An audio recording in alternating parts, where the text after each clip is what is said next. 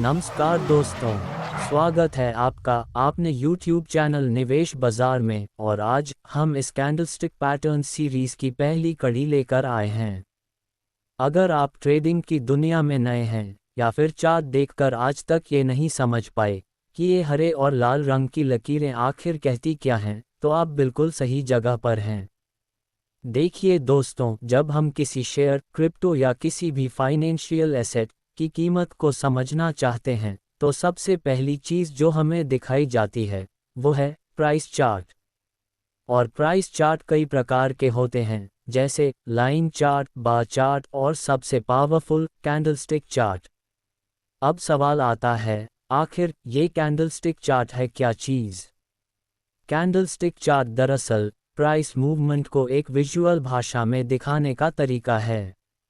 इसका इस्तेमाल सबसे पहले जापान में हुआ था, जहां इसे राइस ट्रेडर्स ने बनाया था ताकि वे देख सकें कि चावल की कीमत ऊपर जाएगी या नीचे। और आज ये दुनिया भर के ट्रेडर्स का सबसे भरोसेमंद टूल बन चुका है।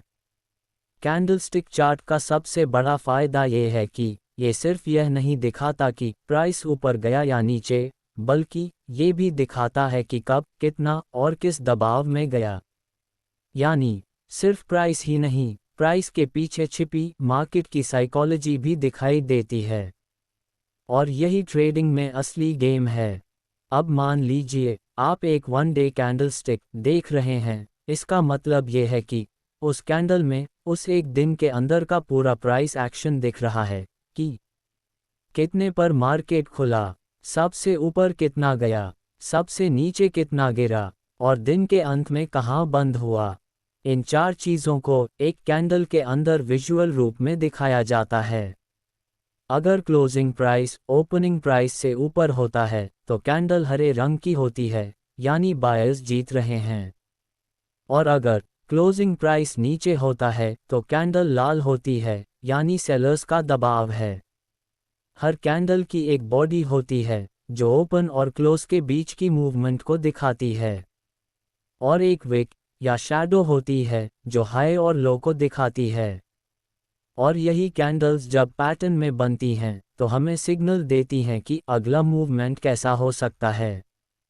कैंडलस्टिक चार्ट एक तरह से प्राइस की कहानी है, लेकिन बिना शब्दों के।